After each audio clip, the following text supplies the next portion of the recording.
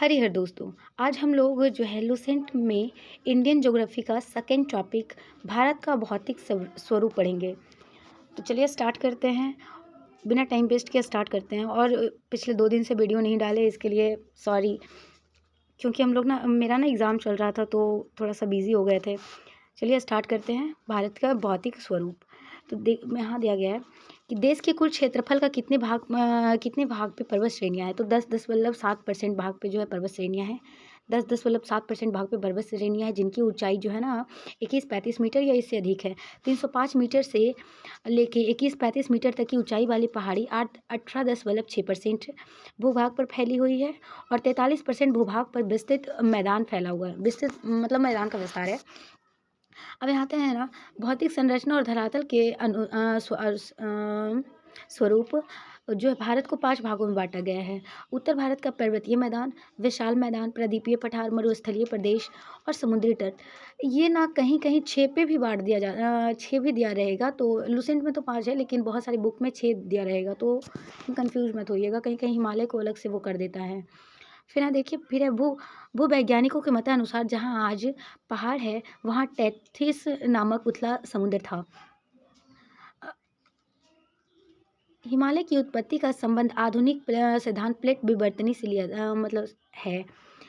हिमालय की पर्वत श्रेणियाँ प्रायद्वीपीय पठार की ओर उत्तल एवं तिब्बत की ओर अवतल है। ऐसे भी देखिएगा कि जितने भी प्रायद्वीपीय पठार है, उधर पठार जब है तो उठा हुआ पूरा है, और तिब्बत क्या रहेंगे तो ढलान रहेगा तो अवतल है। फिर क्या है ना, उत्तर के पर्वतीय क्षेत्रों को 4 प्रमुख समानांतर पर्वत श्रेणी क्षेत्रों में बांटा गया है। पहला को ट्रांस हिमालय के अंतर्गत क्या आता है तो काराकोरम, लद्दाख, जास्कर आदि पर्वत श्रेणियाँ आती हैं। केटी को ही गॉडविन ऑस्टिन कहते हैं, जिसकी ऊंचाई जो है 8,611 मीटर है और वर्ल्ड का सेकेंड हाईएस्ट चोटी है। काराकोरम की सर्वोच्च चोटी, और काराकोरम की सर्वोच्च चोटी केटू है, जो भारत की सबसे ऊंची चोटी है। काराकोरम भारत की सबसे ऊंची चोटी है। फिर देखिए, काराकोरम तथा लद्दाख के बीच में नुब्रा घाटी है, जो बगानो बैक्टीरियन ऊँटों और तथा अपने मठ के लिए प्रसिद्ध है। कश्मीर हिमालय करेवा के लिए प्रसिद्ध है, जहाँ जफरान की खेती की जाती है। करेवा चिकनी मिट्टी और दूसरे पदार्थों में हिमोड पर मोटी परत के रूप में जमाव है। फिर वेद हिमालय में जोजिला, पीर पंजाल में बनिहाल, जास्कर श्रेणी में फोटुला, लद्दाख में खुरदुला जैसे दर्रे हैं। और ये भी याद रखिएगा कि काराकोरम में ना 4 ग्लेशियर है, सियाचिन ग्लेशियर, हिस्पर, बाल्टोरो और वाइफो। ये 4 ग्लेशियर जो है ना वो काराकोरम में स्थित है। अब हम आते हैं यहाँ कश्मीर हिमालय मीठे जल की झील। कश्मीर हिमालय में जो है मीठे जल की झील डल और बुलर है, और खारे जल की झील जो है ना पंगोंगसो और सुमेरुरी है। फिर वैष्णो देवी, अमरनाथ गुफा, चरार शरीफ तीर्थस्थल कश्मीर और उत्तर पश्चिम हिमालय में स्थित है। यहाँ देखिएगा कि वर्ल्ड का हाईएस्ट चोटी जो है वो माउंट एवरेस्ट है, जिसकी ऊंचाई 8,848 किलोमीटर है। और इंडिया का जो हाईएस्ट है वो कंचनजंगा है, जिसकी ऊंचाई 8,598 मीटर है। फिर आते हैं सेकंड में हिमाद्री को सर्वोच्च हिमालय या फिर वृहद हिमालय भी कहा जाता है। हिमालय की सबसे ऊंची श्रेणी है और इसकी औसत ऊंचाई 6,000 मीटर है। विश्व में सबसे ऊंची चोटी माउंट एवरेस्ट है और इसी पर्वत श्रेणी में से। और ये जो हिमाद्री जो है ना वो माउंट एवरेस्ट वाली जो पर्वत श्रेणी है उसी में स्थित है। कंचनजंगा, नंगा पर्वत, नंदा देवी, कंचनजंगा, नंगा, कामेत है, नामचा वर्मा आदि ये सब है। और यहाँ नंदा देवी की ऊंचाई पूछेगा तो 7,816 किलोमीटर, कभी कभी पूछ देता है। नंदा देवी उत्तराखंड में है। और ये जो है ना वृहद हिमालय, हिमाद्री की कोर में सबसे ज़्यादा ग्रेनाइट पाया जाता है। हिमाद्री की कोर में सबसे ज़्यादा क्या पाया जाता है? ग्रेनाइट पाया जाता है, याद रखिएगा। अब उसके बाद हम लोग आते हैं हिमाचल। तो हिमाचल श्रेणी में पढ़ने से पहले ये याद रखिए कि हिमाद्री को हिमाचल से जो अलग करता है, यानी हिमाचल को लघु हिमालय भी कहा जाता है, तो वृहद हिमालय को लघु हिमालय से जो अलग करता है वो है मेन सेंट्रल थ्रस्ट है।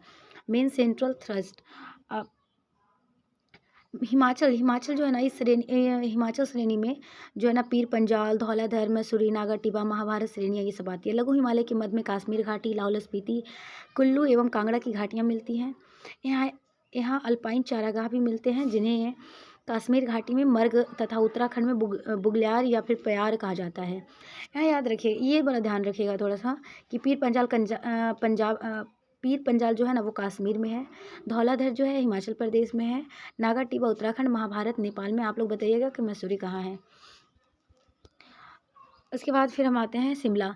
शिमला शिमला, कुल्लू, मनाली, मसूरी, दार्जिलिंग आदि लघु हिमालय में ही है। बेहद हिमालय की घाटियों में भोटिया प्रजाति के खानाबदोश लोग रहते हैं, जो ग्रीष्म ऋतु के ऊपर बुग्याल में चले जाते हैं और शरद ऋतु में नीचे घाटियों में लौट आते हैं। प्रसिद्ध फूलों की घाटी इसी पर्वतीय क्षेत्र में स्थित है।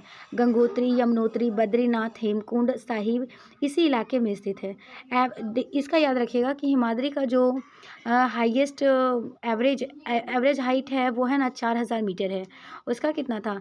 हिमाद्री का 6000 था। हिमाचल का जो है ना वो 4000।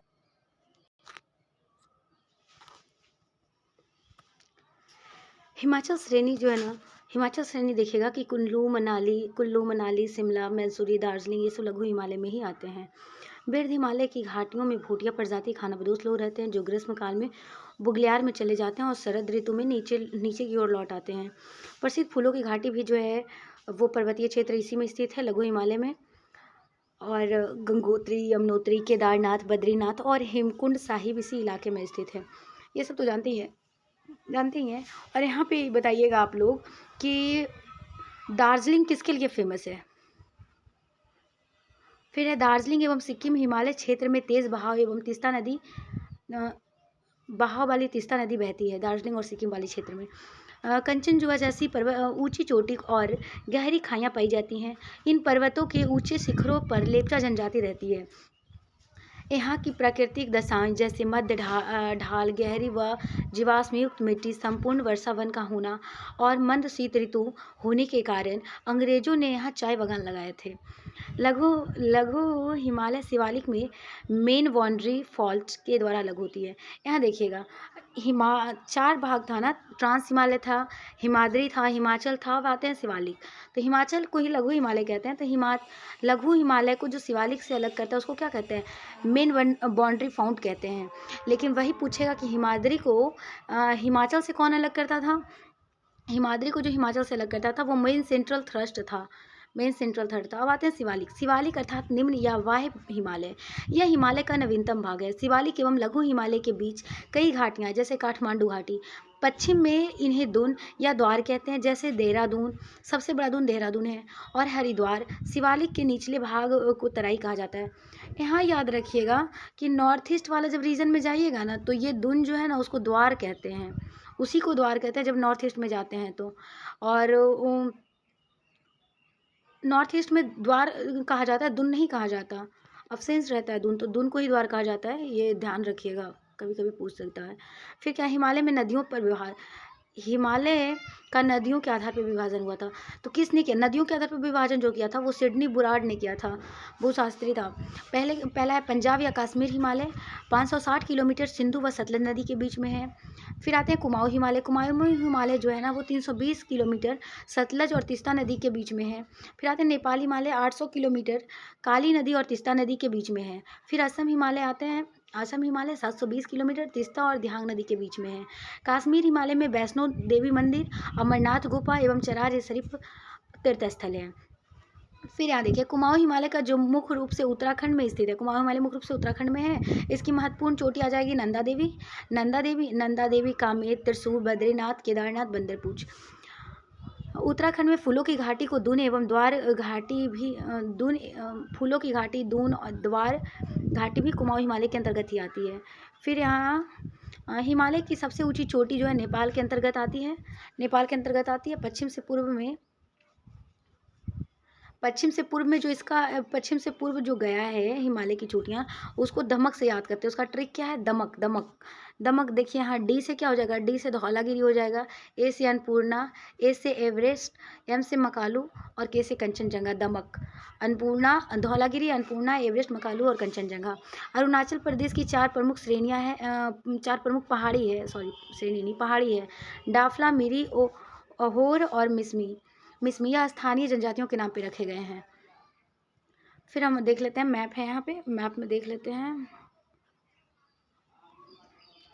देखिए इंडस रिवर, सतलज से इंडस, सिंधु से सतलज के बीच में। यहाँ सिंधु से सतलज के बीच में पंजाब हिमालय है, सतलज से काली नदी के बीच में कुमाऊं हिमालय है, और काली से तीस्ता के बीच में नेपाल हिमालय है, और तीस्ता से लेकर दियांग के बीच में असम हिमालय है। असम हिमालय है। अब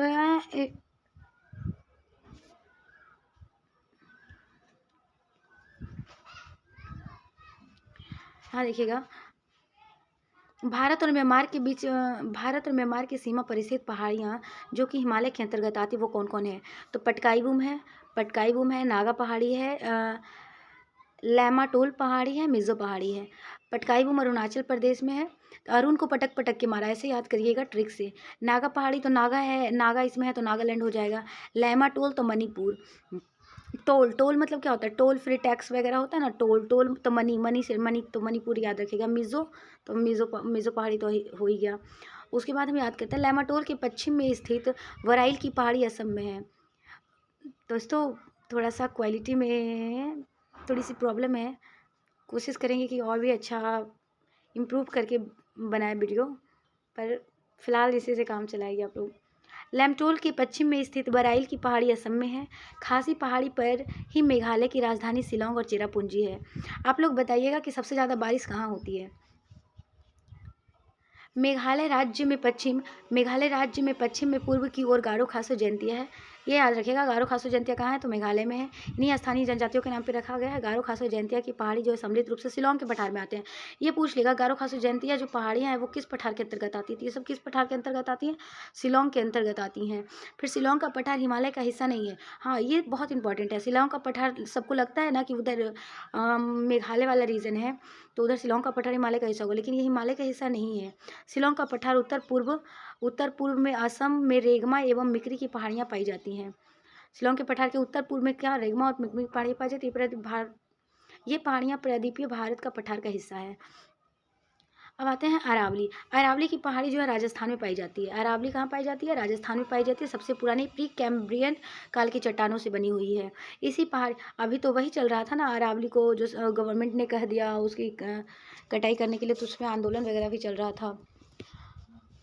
तो फिर यहाँ देखिए, इसी पहाड़ी की सबसे ऊंची चोटी माउंट आबू पर स्थित गुरु शिखर है। सबसे ऊंची चोटी क्या है? अरावली पहाड़ी की सबसे ऊंची चोटी जो है गुरु शिखर है। गुरु शिखर की ऊंचाई कितना है? 17-22 मीटर है। ये सब गुरु शिखर जो है थोड़ा इंपॉर्टेंट है, इसको देख लीजिएगा एक बार, इसे ऊंचाई भी देख लीजिएगा। अरावली के पश्चिम में लूनी नदी निकलती है, और अरावली के पश्चिम से लूनी नदी निकलती है। जो लूनी नदी है कच्छ के रण में जाकर गायब हो जाती है। ये कहीं गिरती नहीं है, समुद्र में मिलती नहीं है। कहाँ जाती कि गायब हो जाती है? तो कच्छ के रण में जाकर गायब हो जाती है। अरावली के पूर्व की ओर से बनास नदी निकलती है। देखिएगा, पश्चिम की ओर लूनी नदी निकलती है, पूर्व की ओर बनास नदी निकलती है अरावली के। फिर हाँ, ये वैसी नदियाँ जो ज़मीन में ही लुप्त हो जाती है उसे क्या कहते हैं? एफिमेरल कहते हैं, उसे एफिमेरल कहते हैं। फिर आते हैं मालवा का पठार। मालवा का पठार जो है ना पश्चिम मध्य प्रदेश एवं दक्षिण पूर्व राजस्थान राज्य में स्थित है। यह ज्वालामुखी चट्टानों का बना हुआ है। मालवा का पठार किसका बना हुआ है? ज्वालामुखी चट्टानों का बना हुआ है। इससे चंबल और बेतवा नदी निकलती है। पूछेगा चंबल और बेतवा नदी कहाँ से निकलती है? तो मालवा के पठार से निकलती है। अब ये बताइएगा कि बेतवा और चंबल नदी पे कौन सा डैम बना हुआ है? आप लोग कमेंट में आप लोग बताइएगा। फिर यहाँ है विंध्याचल का पठार। विंध्याचल का पठार जो है झारखंड, उत्तर प्रदेश, दक्षिण पूर्व राजस्थान राज्य में है। फिर यह पत्थरदार चट्टानों का बना हुआ है। विंध्याचल का पर्वत जो है ना वो पत्थरदार चट्टानों का बना हुआ है। और क्या करता है ना कि उत्तर भारत को दक्षिण भारत से अलग कौन करता है? यहाँ देखिए, ये इंपॉर्टेंट है कि उत्तर भारत को दक्षिण भारत से अलग कौन करता है? विंध्याचल का पठार करता है। झारखंड, यूपी और दक्षिण पूर्व राजस्थान, ये सब वाला एरिया आता है। फिर आते हैं मैकाल पर्वत। मैकाल पर्वत कहाँ है? छत्तीसगढ़ में है। इसकी सर्वोच्च शिखर कौन है? तो अमरकंटक है। हाँ बताइएगा, अरावली का सर्वोच्च कौन था? तो गुरु शिखर था। मैकाल का क्या है? अमरकंटक है। और यह जो है ना ब्लॉक माउंटेन है। मैकाल पठार जो है ना ब्लॉक पर्वत है, मतलब फोल्ड माउंटेन से बना हुआ है। और पश्चिम की ओर में नर्मदा निकलती है, उत्तर में सोन और दक्षिण में महानदी। अरावली की कौन थी? अरावली के पश्चिम में कौन थी? लूनी थी। पूर्व में बनास थी। और मैकाल के पश्चिम की ओर कौन है? तो पश्चिम में नर्मदा है और सोन है, और फिर महानदी है। महानदी दक्षिण में है, उत्तर में सोन है और पश्चिम में नर्मदा है। फिर आते हैं छोटा नागपुर। छोटा नागपुर स्थित रांची का पठार। रांची का पठार, ये छोटा नागपुर का पठार वही वाला एरिया को कहा जाता है। छोटा नागपुर पठार भारत का रूर कहा जाता है इसे। खनिज भंडारों की दृष्टि से सबसे संपूर्ण है छोटा नागपुर का पठार, इसे भारत का रूर कहा जाता है। फिर आते हैं सतपुड़ा की पहाड़ियाँ, यह मध्य प्रदेश में स्थित है, ज्वालामुखी चट्टानों से बनी हुई है। और सतपुड़ा की सबसे ऊंची चोटी कौन है? धूपगढ़ी है। धूपगढ़ी का भी ऊंचाई एक बार देख लीजिएगा 1350 मीटर है, जो महादेव पर्वत पे स्थित है। धूपगढ़ी जो है महादेव पर्वत पे स्थित है। और इसके पूर्व में कौन बहती है? ताप्ती बहती है, ताप्ती नदी निकलती है। सतपुड़ा के पूर्व से कौन निकलती है? ताप्ती नदी निकलती है। फिर दक्कन का पठार, दक्कन का पठार जो है महाराष्ट्र राज्य में स्थित है। कहाँ है? महाराष्ट्र में है। और ज्वालामुखी विशाल चट्टानों का बना हुआ है।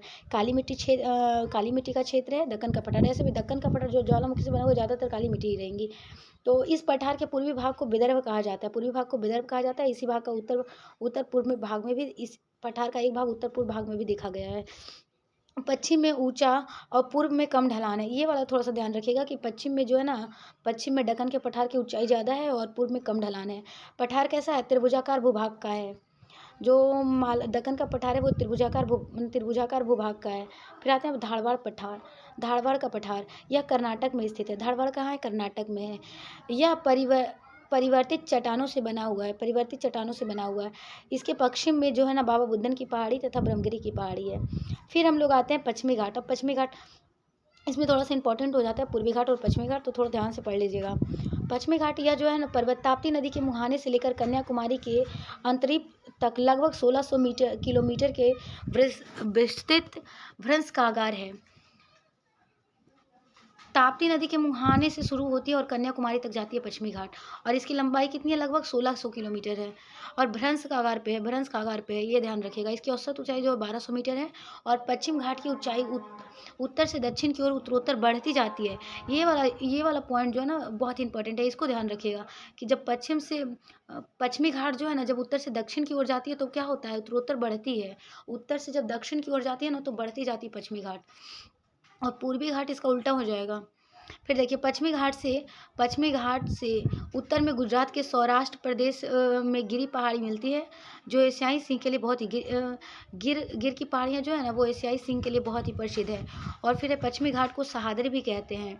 16 किलोमीटर उत्तरी अक्षांश रेखा जो कि गोवा से गुजरती है सह्याद्री को 2 बराबर भागों में बांटती है, उत्तरी सह्याद्री और दक्षिणी सह्याद्री।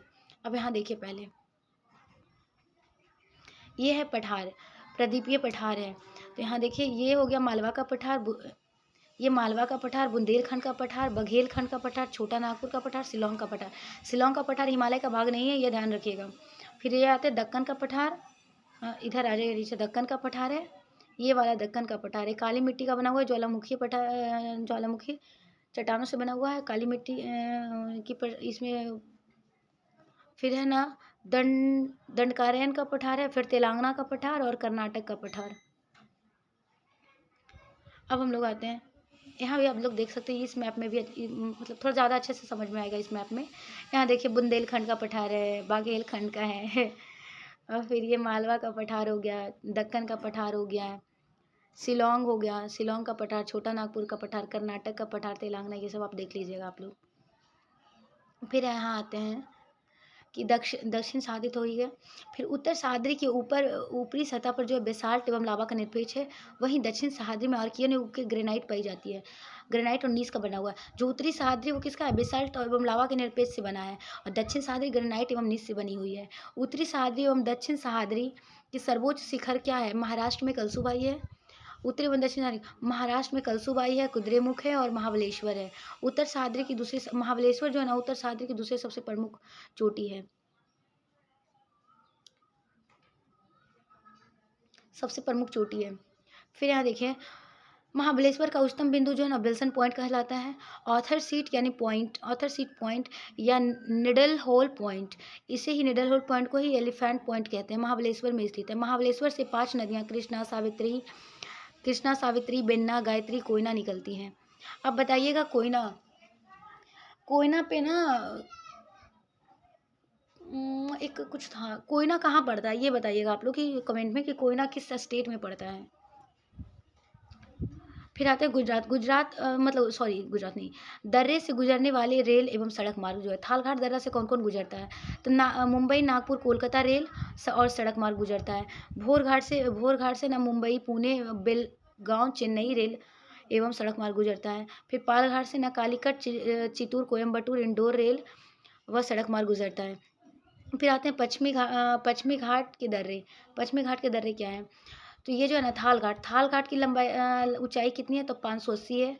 और ये नासिक से मुंबई को संपर्क करता है। नासिक से मुंबई है थाल घाट। भोर घाट 630 किलोमीटर है मुंबई से पुणे। और पाल घाट जो है 305 किलोमीटर है कोयम्बटूर से कोचीन। और सेनकोटा जो है 280 किलोमीटर त्रियंतपुरम से मदुरई के बीच में संपर्क स्थापित करता है। अब आते हैं नीलगिरी की पहाड़ी। नीलगिरी की पहाड़ी कहाँ है? तमिलनाडु में है, जो एक ब्लॉक माउंटेन है। नीलगिरी की पहाड़ी तमिलनाडु में, जो कैसा है? फोल्ड माउंटेन है, ब्लॉक पर्वत। और ये चारनोकाइट पठार की से बनी हुई है। सबसे ऊंची चोटी कौन है? दादोबा बेटा है। दादोबा बेटा किसकी सबसे ऊंची चोटी है? तो नीलगिरी पहाड़ी की सबसे ऊंची चोटी है दादोबा बेटा, जो कि दक्षिण भारत की दूसरी सबसे ऊंची चोटी है। दक्षिण भारत की दूसरी सबसे ऊंची चोटी कौन है? दादोबा बेटा है। आप लोग कमेंट में बताइए कि पहली सबसे ऊंची चोटी कौन है दक्षिण भारत की। और अमरकंटक की पहाड़ी जो है नीलगिरी पर ही स्थित है। फिर आते हैं तमिलनाडु राज्य नीलगिरी के दक्षिण भाग में पाल घाट है। तमिलनाडु के नीलगिरी के दक्षिण भाग में जो है पाल घाट है। पाल घाट गैप जो है ना पश्चिम एवं पूर्वी घाट का मिलन स्थल है। पश्चिम घाट और पूर्वी घाट कहाँ मिलता है? पाल घाट गैप में मिलता है। अर्थात पूर्वी घाट और पश्चिम घाट के मिलन पर ही नीलगिरी पहाड़ी स्थित है। इसके पार फैली कार्डमम की पहाड़ी पश्चिम घाट का विस्तार मानी जाती है। पश्चिमी घाट का विस्तार, कार्डमम की पहाड़ी पूछेगा, कार्डमम की पहाड़ी किसकी विस्तार है? तो पश्चिमी घाट की विस्तार है। अन्नामलाई की पहाड़ी जो है ना स्थित है, अन्नामलाई की पहाड़ी पर स्थित है दक्षिण भारत की सबसे ऊंची चोटी। हाँ, हम यही पूछ रहे थे और यही दे दिया। दक्षिण भारत की सबसे ऊंची चोटी जो है ना कौन है? तो अनामुदी है। दूसरा सबसे ऊंचा चोटी तो दादोबा बेटा है। फिर आते हैं अनामुदी तीन पहाड़ी का केंद्र बिंदु। यहाँ तीन पहाड़ी श्रृंखलाएं 3 दिशाओं में जाती है। दक्षिण भारत की ओर इलायची यानी कार्डमम की पहाड़ी, उत्तर की ओर अन्नामलाई की पहाड़ी तथा उत्तर पूर्व की ओर पलानी की पहाड़ी। प्रसिद्ध कर्नाटक स्थल कोडाई कनाल तमिलनाडु पलानी की पहाड़ी में स्थित है। सेवराय पहाड़ी तमिलनाडु राज्य के सेलम में अवस्थित है। अब यहाँ देखिए, भारत के पश्चिमी तट को निम्न भागों में बांटा गया है।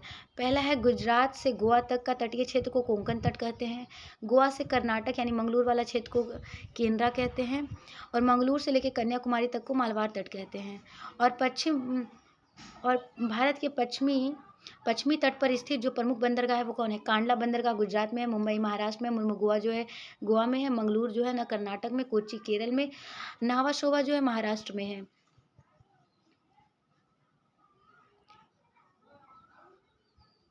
फिर सालसेट द्वीप, मुंबई सबसे बड़ा बंदरगाह द्वीप है। तो मुंबई जो है सबसे बड़ा बंदरगाह नगर है। तो कौन से द्वीप पे है मुंबई? तो सालसेट द्वीप पे है। फिर मालाबार जो तट है ना वो अनेक पश जल जिसे स्थानीय भाषा में कयाल कहते हैं। कयाल जो मछली पकड़ने का और अंतः स्थलीय नौकायान के लिए प्रयोग किया जाता है। पर्यटकों के लिए विशेष आकर्षण का केंद्र होता है कयाल। फिर केरल में हर वर्ष नेहरू ट्रॉफी बलामकली नौका दौड़ का आयोजन पुन्नामदा कयाल में किया जाता है। फिर यहाँ देखिए, पूर्वी घाट में महानदी ओडिशा, दक्षिण में बैगाई नदी तमिलनाडु से लेकर लगभग 1131 किलोमीटर तक फैला है। ओडिशा आंध्र प्रदेश तेलंगाना तमिलनाडु से होकर गुजरती है। वह पश्चिमी घाट पर्वत में कम ऊंचा है। पश्चिमी घाट जो पर्वत श्रेणी में कम ऊंचा है। अब आते हैं इसके अंतर्गत इसके अंतर्गत क्या क्या आता है? तो इसके अंतर्गत आता है ओडिशा आता है, ओडिशा का महेंद्रगिरी, आंध्र प्रदेश का नल्लामलाई, पालकोंडा, बेलीकोंडा एवं तमिलनाडु का पंचामलाई और शिवराय की पहाड़ी आती है। फिर पूर्वी घाट जो है सतत रूप से नहीं, और महानदी गोदावरी कृष्णा और कावेरी नदियों द्वारा अपर्दित है।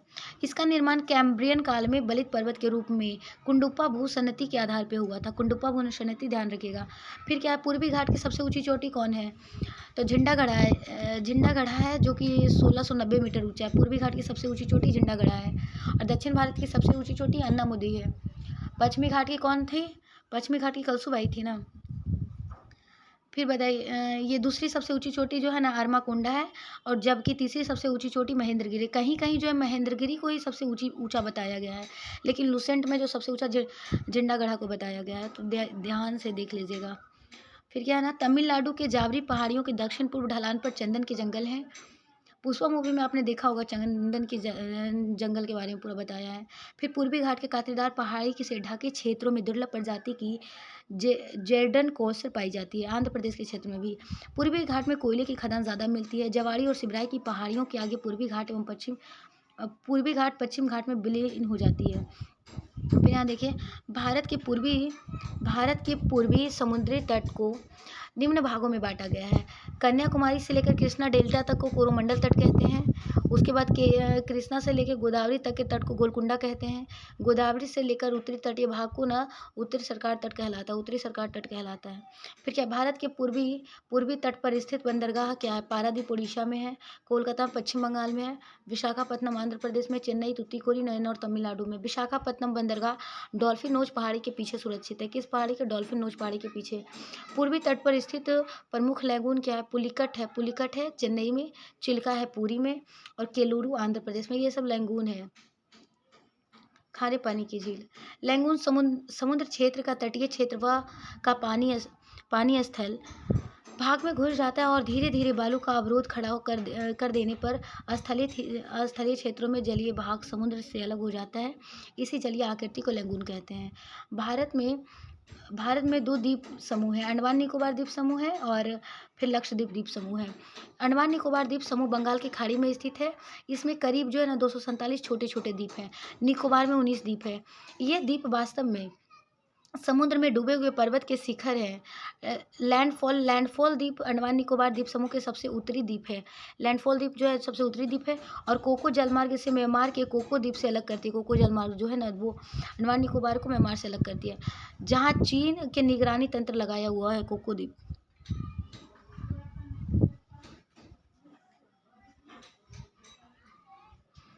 अब यहाँ आ जाइए, एक सेकेंड।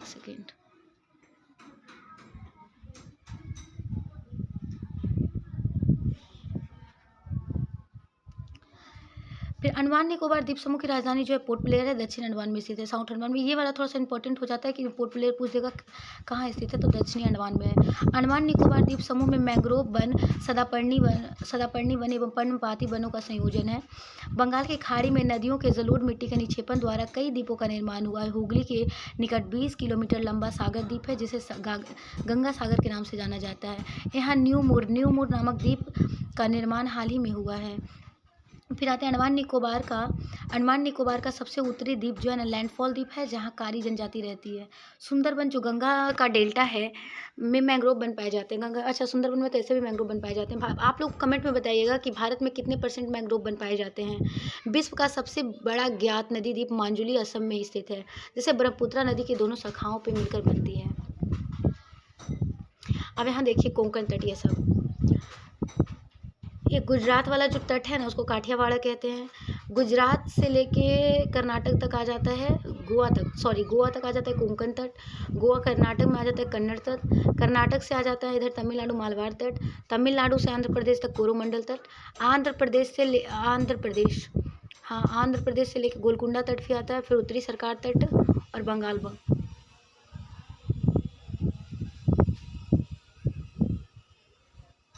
इसको ध्यान रखिएगा, बहुत ही इंपॉर्टेंट है कि हम एग्ज़ाम में अक्सर पूछ दिया जाता है।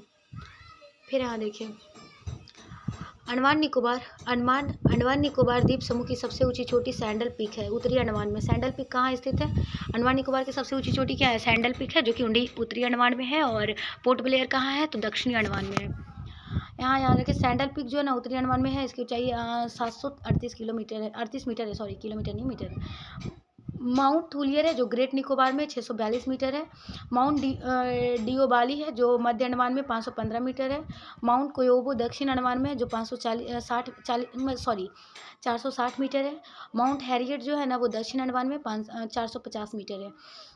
फिर क्या, केंद्र शासित प्रदेश का सबसे बड़ा पतन जो है ना बंदरगाह पोर्ट ब्लेयर दक्षिणी अंडमान में है। केंद्र शासित प्रदेश में जो सबसे बड़ा पोर्ट ब्लेयर ही बंदरगाह है जो दक्षिणी अंडमान में है। फिर नल्लोर के निकट श्रीहरिकोटा पलवार निर्मित द्वीप है। श्रीहरिकोटा क्या है? तो पलवार निर्मित द्वीप है। पुलिकट झील इसी द्वीप द्वारा समुद्र से अलग होती है और यहाँ भारतीय अंतरिक्ष अनुसंधान संगठन का उपग्रह प्रक्षेपण केंद्र भी है। कहाँ? हरिकोटा। फिर यहाँ देखिए ये वाला बहुत ही इंपॉर्टेंट होता है। 8 डिग्री चैनल क्या करता है तो मालदीव को मिनी काय से अलग करता है। 9 डिग्री चैनल क्या कावरत्ती को मिनी काय से अलग करता है। 10 डिग्री चैनल छोटा अंडमान को कार निकोबार से। ग्रैंड चैनल जो है सुमात्रा को इंडोनेशिया से, सुमात्रा इंडोनेशिया को निकोबार से। पाक जलसंधि तमिलनाडु को श्रीलंका से। फिर डुरंड जो है ना दक्षिणी अंडमान को लघु अंडमान से। डुरंड नहीं, डुरंड तो हो जाएगा वो अफगानिस्तान और भारत वाला जो है बॉर्डर लाइन है, पीओके वाला। डुक्कन है, हाँ डुक्कन क्या है तो दक्षिण अंडमान को लघु अंडमान से। कोको स्ट्रेट जो है ना कोको द्वीप व उत्तरी अंडमान के मध्य। पाक की खाड़ी है जो तमिलनाडु और श्रीलंका को अलग अलग के मध्य है। मन्नार की खाड़ी दक्षिण पूर्व तमिलनाडु एवं श्रीलंका के मध्य है। और लक्षद्वीप मालाबार तट के मध्य है। फिर समुद्र सेतु परियोजना मन्नार की खाड़ी को पाक खाड़ी से जोड़ती है। कौन? समुद्र सेतु समुद्रम। फिर विल्लर द्वीप उड़ीसा के तट पर ब्राह्मी नदी के मुहाने पर। ये पूछेगा विल्लर द्वीप किस नदी पे है तो ब्राह्मी नदी के मुहाने पे है। फिर यहाँ भारत के मिसाइल का प्रक्षेपण करता है। भारत में वर्तमान में जो इस द्वीप का नाम क्या कर दिया, विलर द्वीप का नाम ही बदलकर अब्दुल कलाम द्वीप कर दिया गया। पंबन द्वीप जो है मन्नार की खाड़ी में स्थित है। यहाँ भारत के श्रीलंका के बीच में एडम्स ब्रिज जिसे राम सेतु के नाम से जाना जाता है, इसे रामेश्वरम द्वीप के नाम से भी जाना जाता है। भारत में बैरन तथा नारकोंडम नामक प्रसिद्ध 2 ज्वालामुखी द्वीप है। बैरन द्वीप जो निकोबार द्वीप समूह में है और सक्रिय ज्वालामुखी एवं नारकोंडम सुसुप्त है। ये बहुत इंपॉर्टेंट हो जाता है कि कौन सक्रिय है कौन सुसुप्त है। तो बैरन जो है वो सक्रिय है और नारकोंडम जो है ना वो सुसुप्त है। फिर क्या ना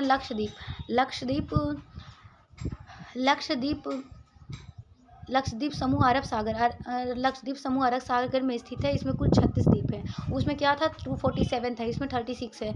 इसमें केवल 11 द्वीप पर ही आबादी है। ऑन्ड्रेट लक्षद्वीप का सबसे बड़ा द्वीप है जिसका क्षेत्रफल 4.9 वर्ग किलोमीटर है। और मिनिकॉय दूसरा सबसे बड़ा द्वीप है जिसका क्षेत्रफल 4.8 किलोमीटर है। और पिटली द्वीप जहाँ मनुष्य का निवास नहीं है। यहाँ पर एक पक्षी अभ्यारण्य अगाती लक्षद्वीप समूह का एकमात्र द्वीप है जहाँ हवाई अड्डा है। देखिए पिटली पे एक पक्षी अभ्यारण्य है और अगाती जो है ना लक्षद्वीप का एकमात्र ऐसा द्वीप समूह है जहाँ पे हवाई अड्डा है। अब देखिएगा 11 मतलब लक्षद्वीप समूह जो है ना 11 चैनल द्वारा 2 भागों में विभाजित होता है। उत्तर में अमीनी द्वीप और दक्षिण में कन्नौर द्वीप। लक्षद्वीप समूह के सभी द्वीपों पर मलयालम भाषाएं बोली जाती हैं। ये ध्यान रखिएगा कि लक्षद्वीप में जितना भी मलयालम बोला जाता है। लेकिन वही मिनी का जो द्वीप है ना एकमात्र अपवाद है, ये अपवाद में है जहाँ महल भाषाएं बोली जाती है। महल जो होती है ना देवही लिपि में लिखी जाती है जो मूलतः मालदीव की भाषा है। भारत के प्रवाल भित्ति क्षेत्र मन्नार की खाड़ी, कच्छ की खाड़ी, अंडमान एवं निकोबार द्वीप समूह एवं लक्षद्वीप में सीमित है।